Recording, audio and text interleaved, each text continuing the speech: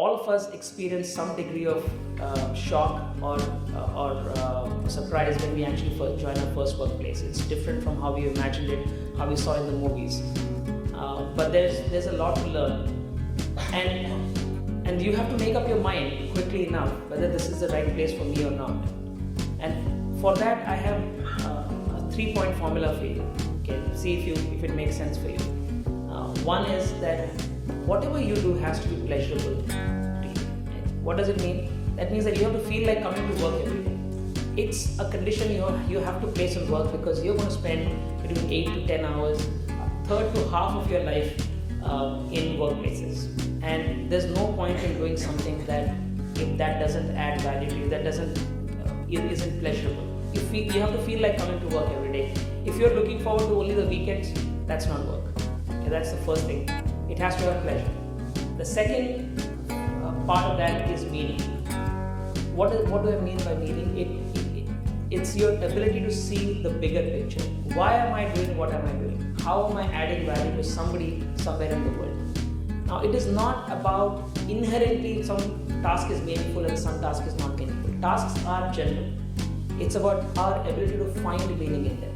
I'll give you an example of Peter Drucker, one of the most leading management thinkers of the 20th century. And still, his management wisdom is latest wisdom even in middle of 21st century. He says, if you find stone cutters everywhere in the world, you'll find 3 categories of stone cutters. The first category, if you ask them, they'll say, I'm cutting stones. I'm making a living. That's it. They're there just for the paycheck. They're going home every weekend, they're looking forward to the weekend, but they're essentially there because it pays money. That's what you call a job. Okay. The second category of stone cutters, if you ask them, they'll say, look, I'm doing a great job of cutting stones. I'm one of the best in the industry in cutting stones. Okay. These guys are investing a lot. They're working the weekends, maybe they're working very hard, but their idea is to become the best stone cutters in the world. Right? That's the second category of stone cutters. For them, it's a career. The third category of stone cutters are the ones who say, look, I'm here to build a cathedral. I'm here to build something, the institution. These guys are actually seeing the larger purpose of why they are here. Okay, they have a calling. Right? So when the cutting the stones is exactly the same job between the 3 of them. The ones who are finding meaning in that are the ones who are going to excel, who are actually going to last a long time in that profession. Most of you are going to be in the data science profession, and I know a thing or two about that profession. And exactly the same thing applies here.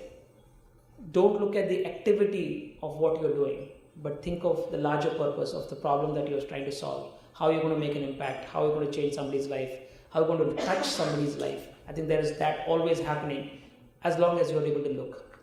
Viktor Frankl, who was in the German concentration camp and wrote a very, very meaningful book called Meaning of Life.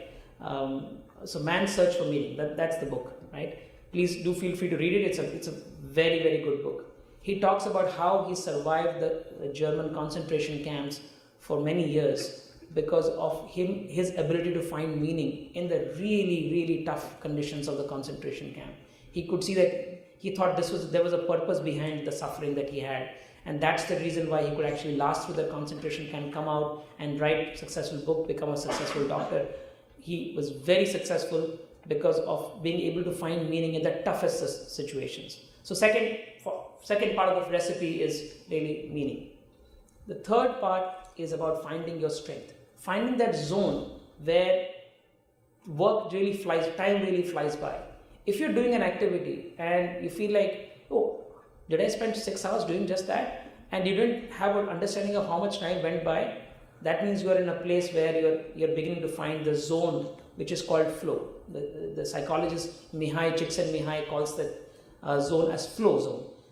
Essentially, these are activities which are neither too hard nor too easy. They're just hard enough that it's stretching you, but it's not so hard that it's creating anxiety. That's the zone where you find your strength. Right? When you're doing things and you find that zone of strength, you know that's zone of flow. I think that's an area of your strength. Now, if you find work which at the intersection of pleasure, meaning, and strength, or pleasure, meaning, and flow. That's really the spot where I think great careers are made, great calling, you can find your calling. So I did not find my calling in my first job, but I did after having started Fractal about 20 years ago.